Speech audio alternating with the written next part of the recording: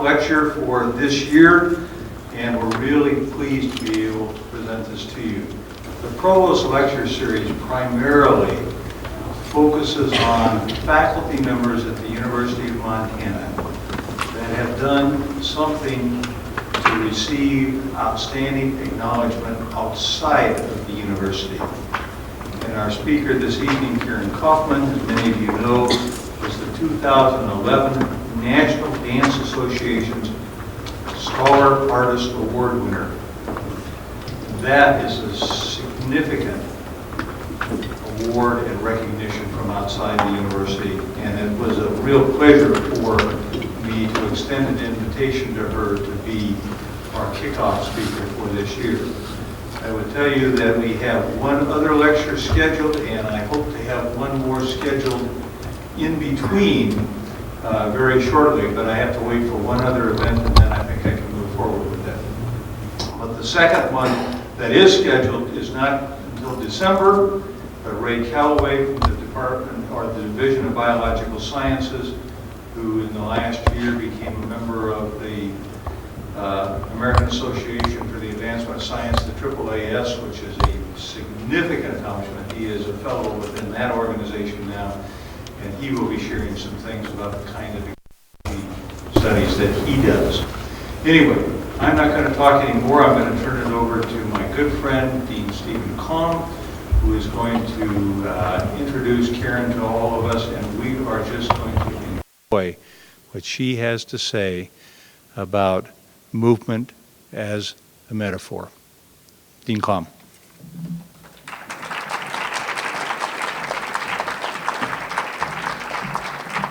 Thank you, Provost Brown, and welcome to everybody. This is a tremendous event, and it's my pleasure to introduce my tremendous colleague who is so talented and so wonderful.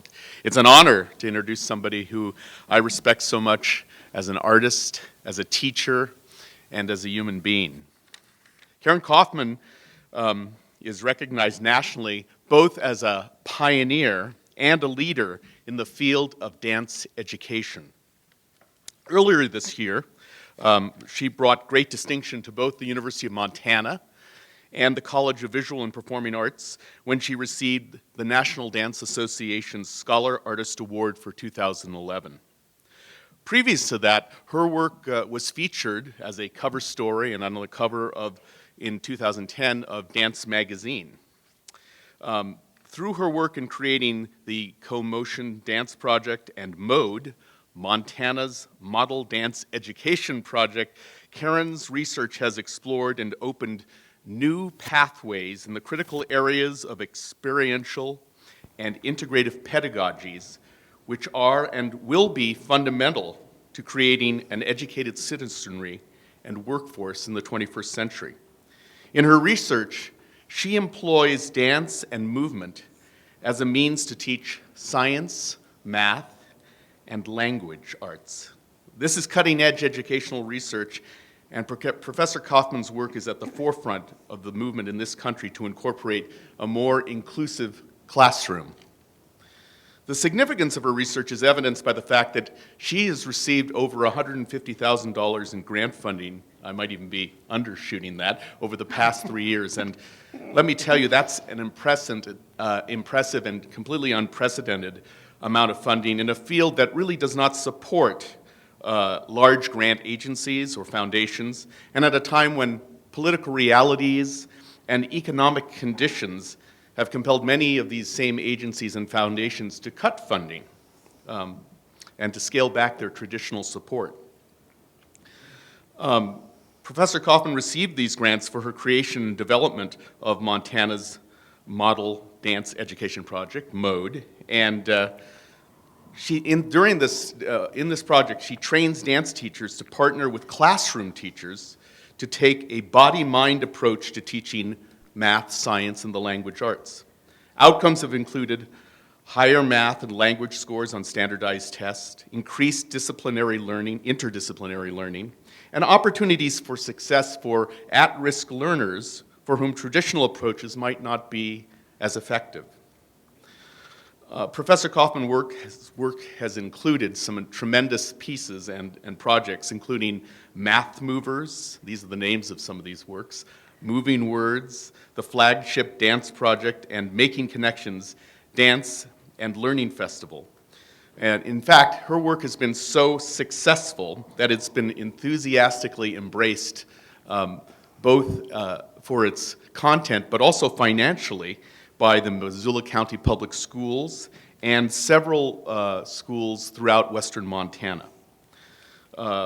Her co-motion and motion choreography and narrative teaching abstract concepts of Newton's laws of motion was performed at schools throughout western Montana, in the Capitol Rotunda for the state legislature, and for schools in Alaska.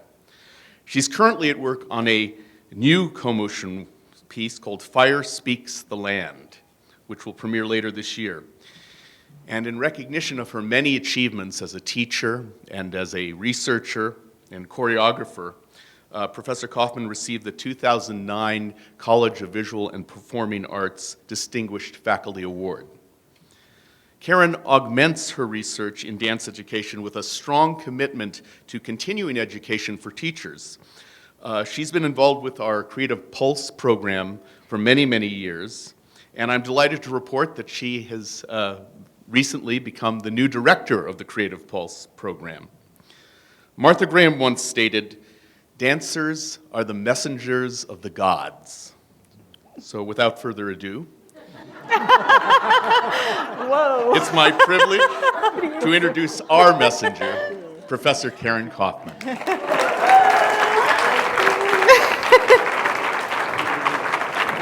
you.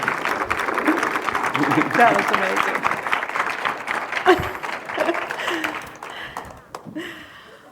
Well, Stephen, Dr. Com has just basically given my talk, so I think I'll leave now. Thank you. Thank you so much for that. I don't need that. For that incredible introduction. And thank you, Provost Brown, for the invitation to speak today. It's just a great honor for me. I have spent much of my career advocating for new dance programs in public education. So in this talk, I am going to share some of my experiences, the successes and also the challenges. And I'll describe some of the questions that have arisen as a result of my pursuits. And I have some images to accompany my talk for today. I'll start at the beginning. My life has been transformed by the sheer joy and fulfillment of dancing. I remember as a child performing a ballet combination.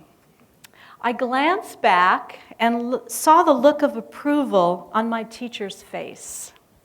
I had just learned a movement pattern and turned it into dance. The joy of that moment was deeply rewarding because it had taken some hard work to learn the new ballet steps. The movements were unfamiliar, and for a while I had my doubts about whether I would get it. Through determination and effort, I had reached beyond what I thought I could do, and in the end, it had become a dance. That moment, when I experienced the payoff for persevering beyond what I thought were my limits, laid the seeds for my work today. Dance is its own discrete art form with its own intrinsic merits, and it also plays an important role in the school curriculum. Students who participate in dance at school often find it deeply rewarding, and the dance class could be the one incentive for them to stay in school. Students whose learning style is kinesthetic may find that dance speaks to their way of knowing and understanding the world. Dance contributes to self-esteem, builds confidence, and allows communication beyond words. Students who study dance develop intrinsic motivation. They learn the value of hard work. They build empathy for others and develop respect for new and different ideas. Dancers learn that their ideas are valuable and that they can trust and act upon their artistic notions. What's maybe less apparent are how these hard-earned skills can contribute directly to academic achievement. All students, young and old, able or disabled, rich or poor, urban, suburban, or rural, should have access to this human legacy experienced by people around the world. Those who advocate for dance in education inevitably face many roadblocks, including lack of funding, ignorance of how dance can contribute to education, entrenched issues of politics and power, inordinate concerns about standardized tests, and deep-seated fears and discomfort about the body. U.S. Secretary of Education Arne Duncan recently spoke of the need to improve high school graduation rates, to adequately prepare students for employment, and to address the challenges of turning around failing schools who struggle with poverty, violence, and family dysfunction. Duncan said, "We need to create new opportunities and raise expectations for every child, expressing hope that reform will be driven from the local level." Arts educators have a responsibility to help develop solutions and ensure that we are significant players, along with all other educators. I'd like to tell you about an assignment I gave myself. One evening, late in the summer of 2006, at the end of a year-long sabbatical, I asked myself what I wanted for the next stretch of my career. My performing career was now behind me, and I was about to apply for full professorship in the School of Theater and Dance. But I felt a nagging sense that I hadn't yet done my real work, and that it was time to step it up and take some risks. What was next? What did I have to offer my community and my field? What were my hopes and dreams now as a 50-year-old dance professional? The answer came immediately. I wanted to see dance taught by specialists in Montana schools. However, I saw the challenges that awaited me. Dance education has been scarce to non-existent in Montana schools. National dance standards were enacted in 1994, and since 2000, Montana has had art standards, which include dance. However, dance was absent from our schools. While 37 states had dance teacher certification programs, Montana did not. I was eager to bring dance to our school children. Before becoming a university professor, I made my living as a freelance dancer, touring and performing solo dance pieces in the schools, teaching residencies, and conducting professional development for classroom teachers. As a result, I was inspired to write Inclusive Creative Movement and Dance, a textbook on teaching dance to children and youth with mixed abilities. Here on campus, I choreographed and toured school performances with my undergraduate dance students.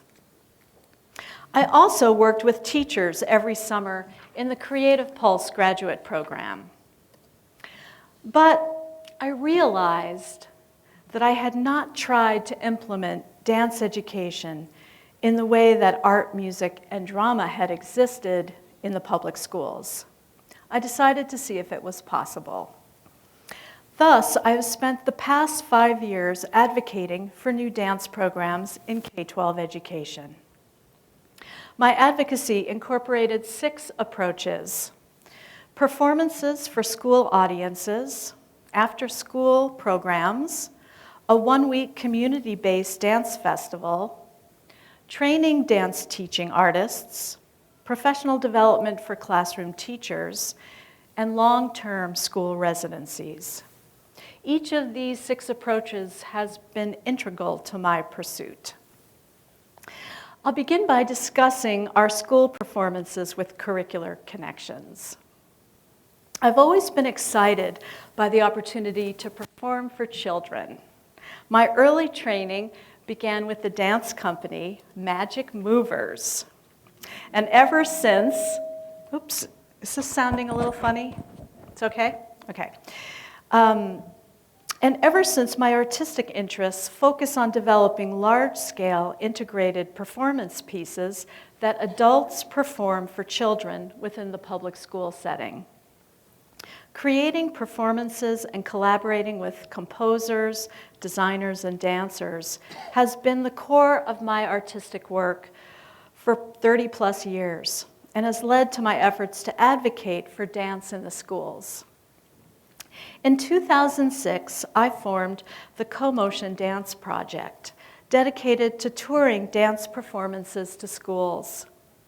The Co-Motion performers are undergraduate dance students who work closely with me as I make choreographic work that integrates school curricula with dance. We tour to diverse areas of the Northwest, providing experiences for both public school youth and college students, which ultimately feeds the field of dance in multiple ways.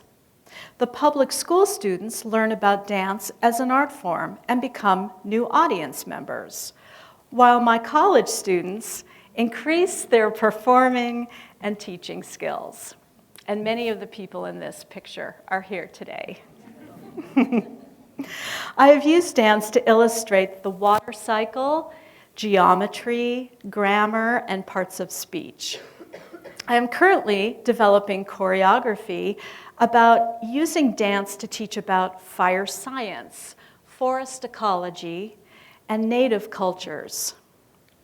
Fire Speaks the Land, a collaboration with Steve Calling, will tour throughout the Northern Rockies for the next 3 years.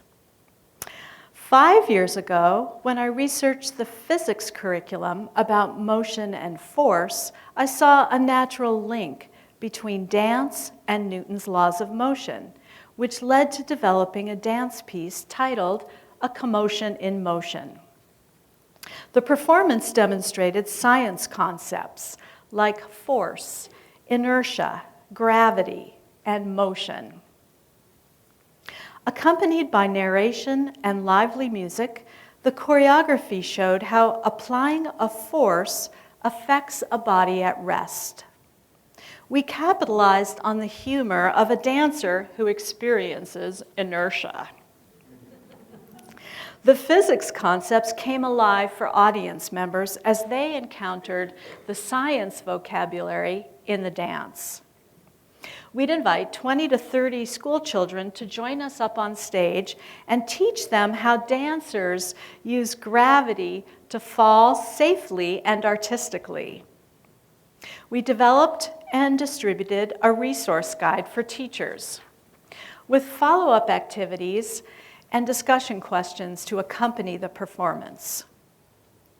Teachers commented on their students' rapt attention during the 50-minute performance.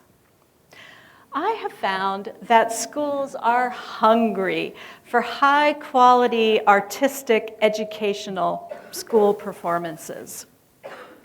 With the emphasis on standards in today's educational climate, schools are more likely to fund programs that connect to the curriculum. Although schools in our state tend to be financially strapped, the costs of touring school performances often can be underwritten by grants, PTAs, or local businesses. Touring to multiple schools allows the dance company to connect with thousands of students in a short period of time. It also helps build literate audiences for dance. As a university professor, I can schedule a tour during the January semester break, when my college students are available and when schools are looking for creative ways to get through the long winter. Touring with college students is one of the most effective ways I've found to develop teaching artists. Time and time again, I've seen undergraduate dance majors who thought they were not interested in teaching children become enthusiastic about working in the schools. The downside of school performances is their brevity. At best, it's a brief annual occurrence. For many, it's a one-shot deal. While we generate excitement and facilitate learning, it's short-lived. Although our performances serve school children and my dancers in meaningful ways, I realized I needed to do more. I decided to develop more enduring school programs that went beyond a single experience. I created 2 different after-school programs, one working with an existing community organization, Flagship, and the other a newly developed program. Flagship is an after-school program designed to help students explore new areas of interest by providing fun educational after-school activities, such as dance. Our UM dance and theater students apply to be Flagship program teachers, and they also earn college credit. They serve as role models while teaching creative movement, hip-hop, jazz, salsa, and choreography. This coming spring, 100 Flagship youth will participate in a flash mob dance somewhere in a secret Missoula location. Flagship enables university students the opportunity to have their first teaching experience in a safe environment through service learning. A service learning grant through the Office of Civic Engagement also provides funding for a bus and concert tickets to bring the Flagship youth to our campus dance performances. Kids who otherwise would not have the opportunity to see live dance attend our concerts and learn that it is possible to study dance and theater in college. Our work with the Flagship program provides an important community service by bringing dance into schools and making it available to students from all socioeconomic backgrounds. Our other after-school program, whoops, that's wrong. Oh no, that's right. Oh good. Our other after-school program, Math Movers, grew out of a conversation that I had over coffee with a 25-year-old graduate of our dance program who was struggling to find work. It bothered me to think that there was nowhere in our community for this highly gifted dancer and teacher to share her talents. Around the same time, I had another conversation with an assessment specialist at Arley School. Dr. Tammy Elser, who is here today, was looking for a way to raise math test scores among her 3rd through 6th graders. She remembered a performance we had presented at her school, Math Moves. Together, Tammy and I developed a new after-school program we called Math Movers. The goals were to help young students increase their understanding of math using kinesthetic approaches to teaching, and to provide teaching opportunities for some of our best and brightest. Thanks to consecutive grants from the Montana Arts Council, we piloted 3 6-week after-school sessions of Math Movers during the 2007-2008 school year. At first, I was nervous about making promises about teaching math through dance. I knew Howard Gardner's multiple intelligence theory suggested that the bodily kinesthetic intelligence might have a valuable and largely untapped role to play in learning. It was time to cross from theory into practice. Each dance class was focused on one concept of the math curriculum, drawing from Montana's math education standards. We also incorporated Montana's content standards for the arts. We hired dance educators for the part-time positions, paying them a professional wage to develop the integrated math dance curriculum and to assess student learning. Each Math Movers class began with the students taking a brief quiz on the day's concept. Next, they participated in a 50-minute creative movement lesson, and then they took the same quiz again. The pre- and post-lesson quizzes demonstrated students' measurable improvement in math literacy. Dance teachers' observations showed that students were more skillfully using dance to solve problems and communicate meaning. Kids who were previously struggling in math began to be more confident and assumed leadership roles when the new math concepts were introduced in the classrooms. Teachers reported that Math Mover students were showing great strides in math comprehension. The program grew in popularity. Some were overheard by their teacher bragging to their students, "I'm a Math Mover." Math Movers ended after 3 sessions when school administration personnel changed. But the project confirmed my belief that in addition to being a compelling performance art, dance could also contribute to academic achievement. I was beginning to see the significance of what dance education had to offer in both after-school and in-school programs. After the success of Math Movers, I wanted to build on it and develop a program here in Missoula. But I had many questions. Did I have the time? How would I fund it? Where should I start? And more importantly, would the schools even be interested? The uncertainty felt similar to my age-old question as I embark on a new choreographic work. Can I really do this? My first move years ago was to meet with the former superintendent, who was familiar with research about how movement influences brain development. But when I pitched a school dance program, he cooled a bit, changing the subject.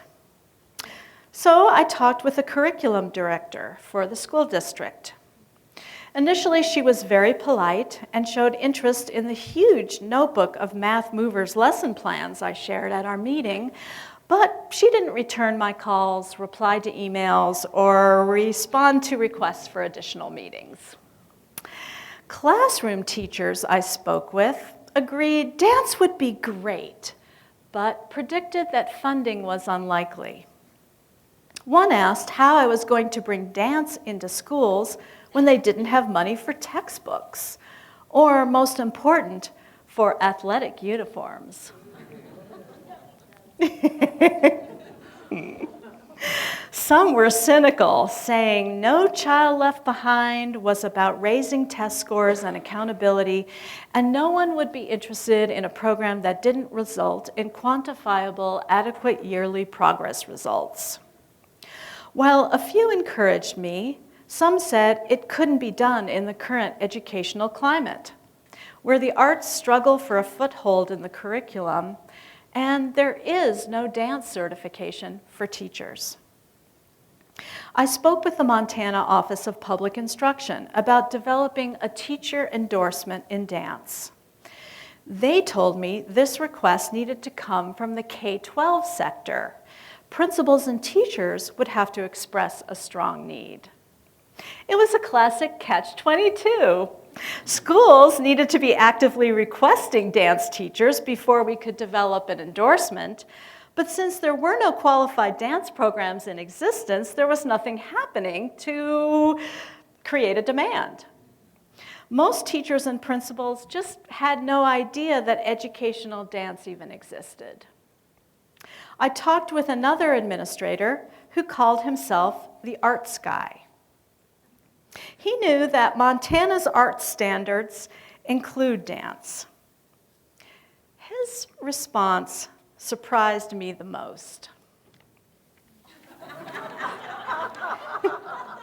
He told me dance in the schools was pie in the sky and completely unrealistic.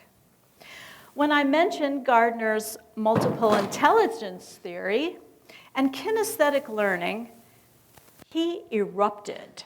You sit at the university in your ivory tower spouting all your great theories, but you have to realize that people come along all the time with great ideas, and we can't go with every great idea that comes our way.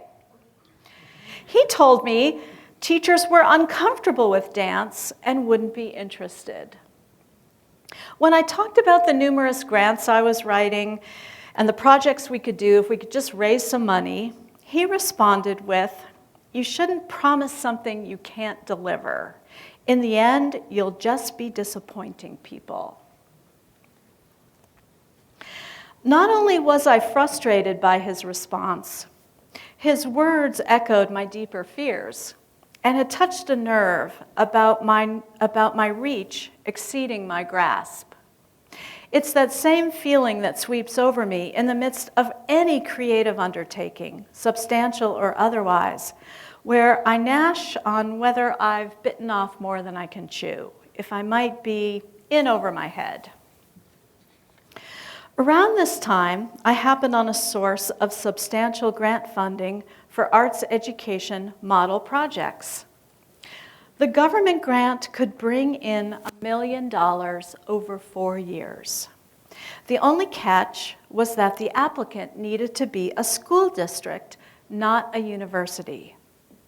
When I asked the school district to serve as the applicant for the government grant, which I would write, they declined in a one-sentence email. I was stunned and angry, so I pushed. I emailed the teachers who were supportive of dance and told them what had happened.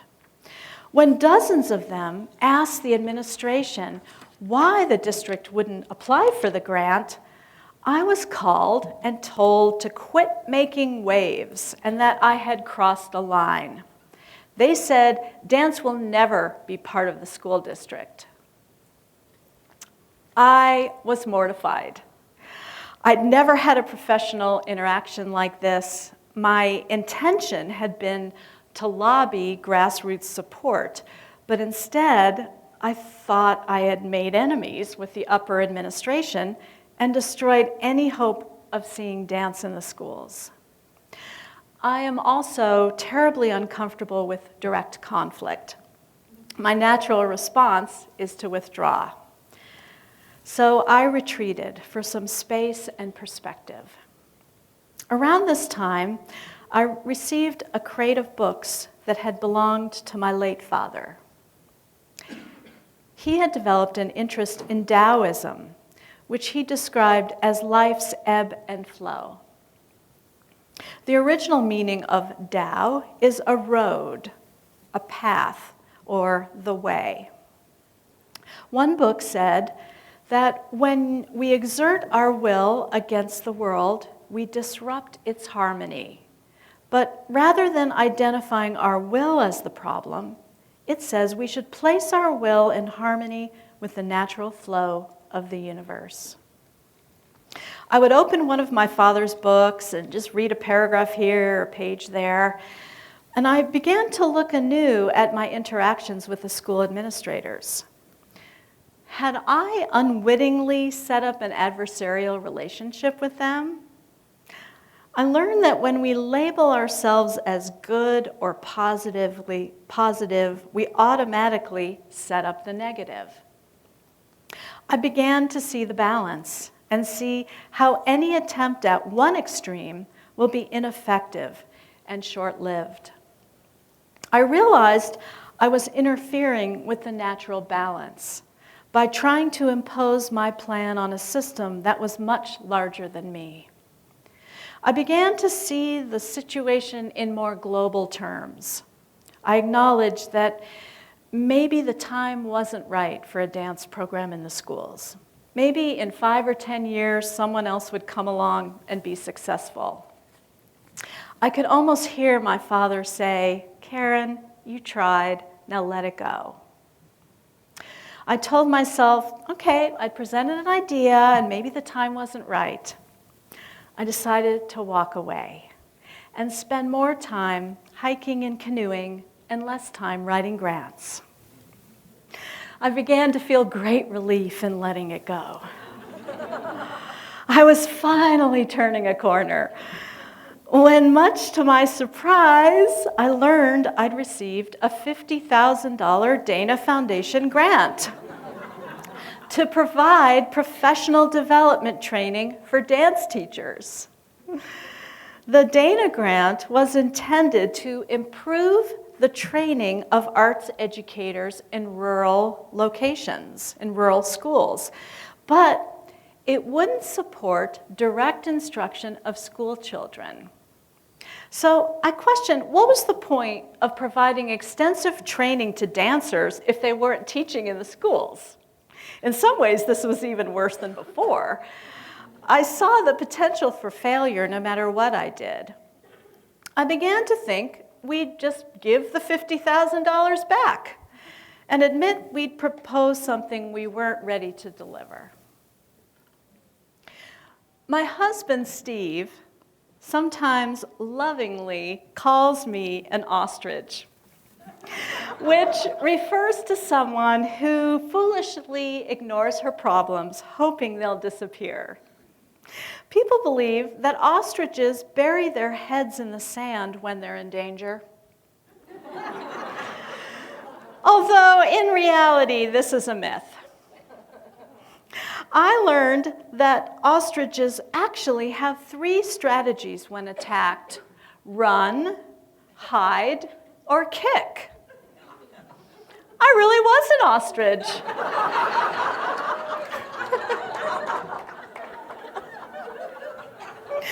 I tried to ignore the school's resistance and hope it would go away.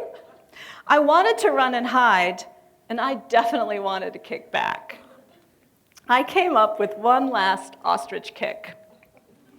I wrote a Montana Arts Council grant to fund a free 1-week school dance festival.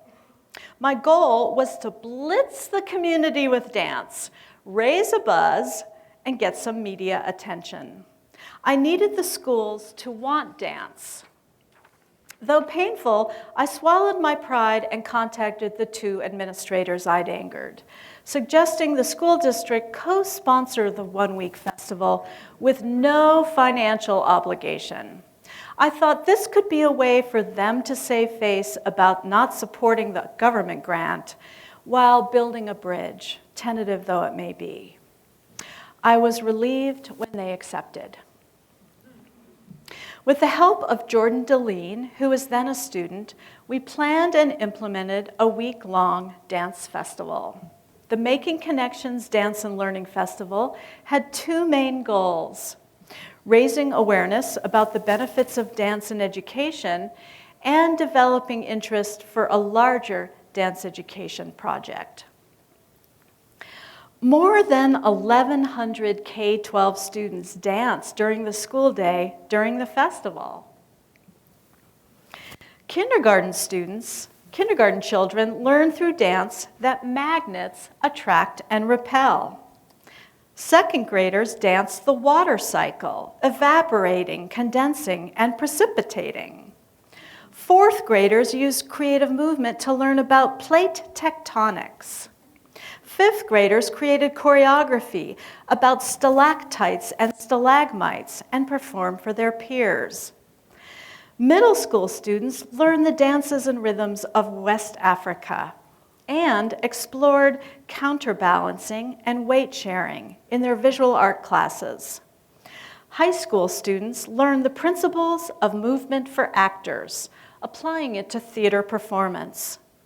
Students, teachers, and principals discovered that something magical happens when you push aside the desks and chairs and learn with your whole body. For 5 days, classrooms came alive with movement and dance that linked directly to the curriculum. Integrating dance with other subject areas creates opportunities for students to demonstrate their learning in new and original ways through artistic application. Our teachers' comments were stellar. We distributed free Dance and Learning Festival buttons to each participant and were able to get newspaper and TV publicity. The festival was celebrated by principals, teachers, parents, and students who now saw dance as part of the curriculum. The festival was a success, and it drummed up excitement for a larger, more far-reaching project. When I began, I'd approached the school administration to pitch a dance program. In the end, my best luck was through a grassroots personal approach. Armed with teacher evaluations and video footage from the festival, I went door to door to principals, to schools, selling a program to principals that they would need to help fund. I asked each school to provide half the funding. And if I could just bring 1 or 2 schools on board, I felt that I could move forward using the training grant money. Much to my amazement, 7 schools signed on. I started a program called MODE, Montana's Model Dance Education Project, a multi-year project equally funded by the schools and the Montana Arts Council. I hired professional dance educators to partner with classroom teachers and tailored a program to meet each school's objectives.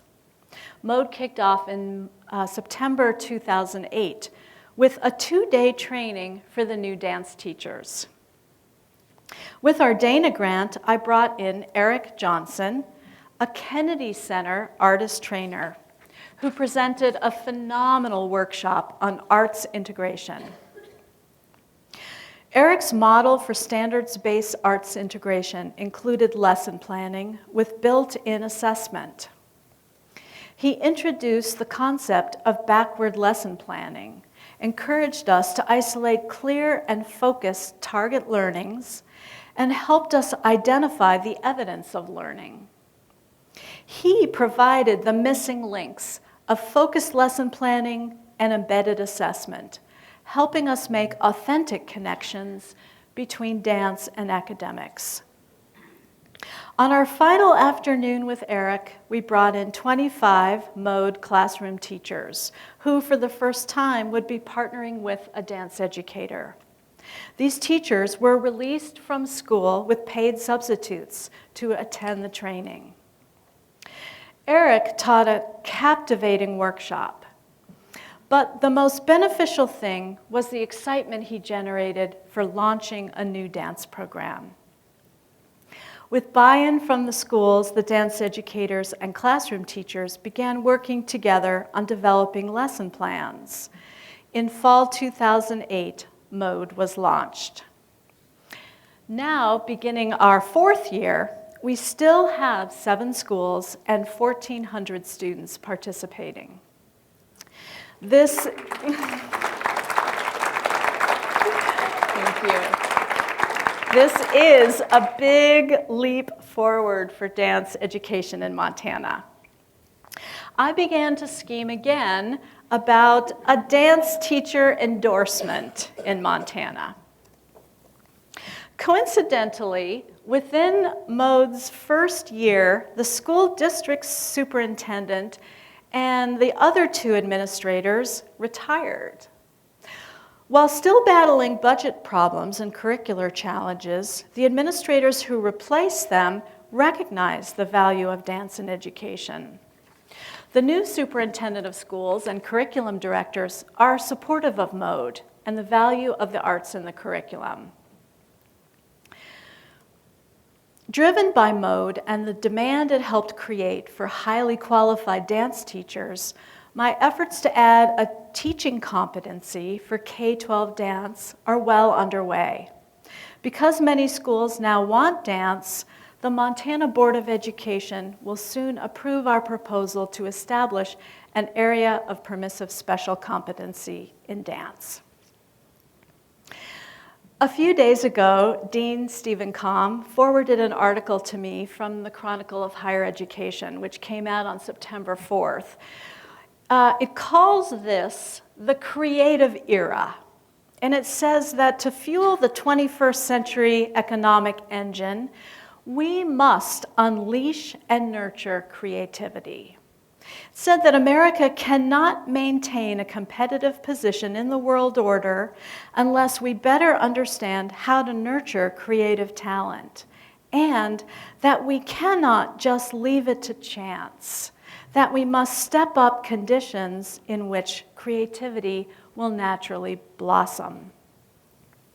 Our work has proven that the arts teach the complex 21st century skills our students need to succeed in a world that is changing at an unprecedented pace. Comfort with ideas and abstractions, being able to analyze and synthesize, critical thinking, self-discipline, making connections between diverse ideas. All this argues for learning approaches that are integrative and creative. Meanwhile, the future of mode is uncertain. The initial grant is completed, and our program, which is absolutely thriving in classrooms, is starving financially. While we enjoy national recognition and praise for establishing innovative dance education programs in Montana, the financial foundations on which that growth and recognition stands is a tenuous toehold at best. Since private arts funding has become less available, the question becomes how dance, along with the other arts, can become a stable line item in the school's budget. And realistically, it could take years for this to happen. When we look at the many serious problems our schools face today, bringing dance into education may not be a top priority. I can easily become discouraged, questioning my life's work. For me personally, returning to my roots in the dance studio, creating and sharing dance, sourcing my own creativity, and remembering why I love dance, seeing the growth and opening it brings my students, keeps me plodding along. My personal ambition is to bring dancers into classrooms. I would love to be living in a world where children are dancing in schools to learn. The ups and downs I've described in this talk have led me to view my ambition in the larger context. When we care deeply and personally about something, we always risk rejection and being hurt. Whether we're advocating for something we care about, making art, or committing to a relationship with another person, when we care, there's always something at stake. Caring deeply makes rejection more painful, but at the same time, it makes possible a deeper joy in art and love and even work. Throughout my life, movement and dance has been my central metaphor, my guiding star. So, to conclude, I offer these observations from the perspective of a dancer to anyone striving to bring about change. Remember to breathe. Everything goes better with more oxygen. A slow, deep breath at a precise moment creates space, calms rising panic, and clarifies a more deliberate response to a tough situation. It can be the difference between action and reaction. 2, fall safely. In my early modern dance lessons, I learned to fall to the floor safely, landing on the padded parts of my body. While interacting in the political arena, we all will get knocked down from time to time. Instead of preventing ourselves from falling, we practice falling without getting hurt. If we aren't knocked off balance from time to time, we may not be trying hard enough. As taught in contemporary dance, go with gravity and allow the momentum of the floor to spiral you back up to standing on your own 2 feet. And finally, 3, remain true to your original inspiration. We are what we do in the world. The work we do matters.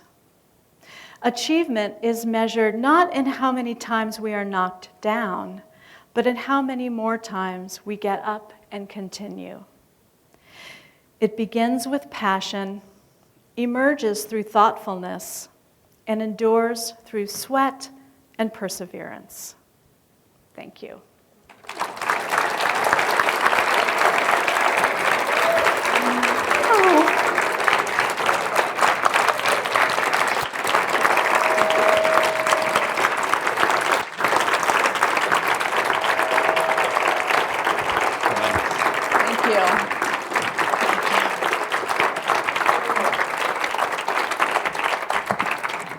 Well, I think that was, we can all agree that was truly inspirational. We definitely had the messenger from the gods here this evening.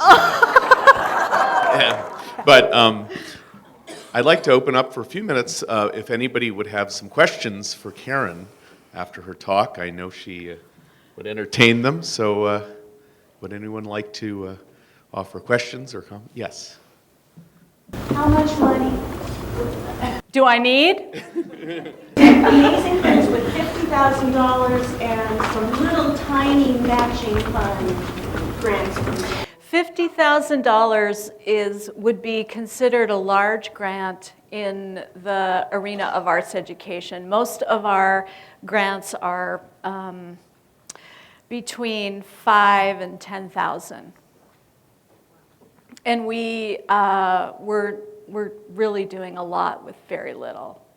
Pretty much all of the funding for these projects goes to the professional dance teachers who are out there teaching. So the price of 2 Subarus? 1,400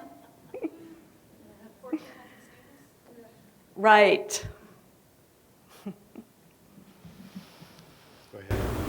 Karen, I've been interested in increasing physical activity in the schools, and there's a bunch of data showing that it's linked to academic improvement.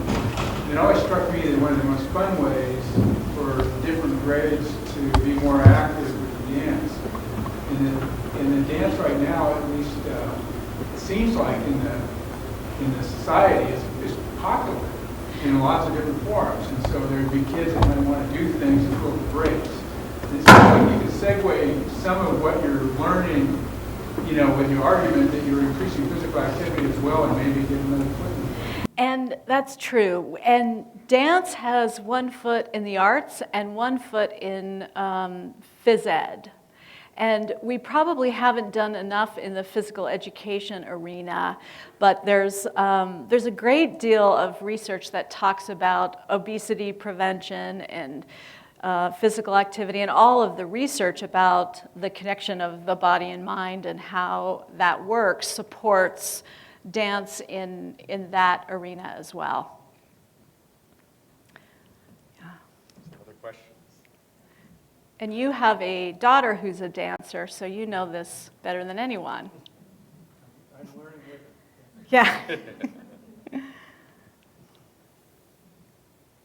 Some other questions for Karen? Comments? Yeah. Any notions of trying to extrapolate what you've done in Montana to surrounding states in the Northwest? Yeah.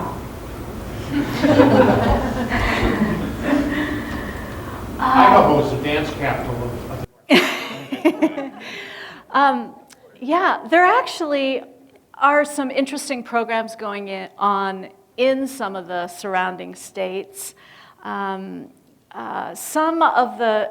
doesn't have as much as, say, Washington, but Washington has had a dance certification for many years and has been hiring professional dance educators like music teachers and art teachers in the schools. So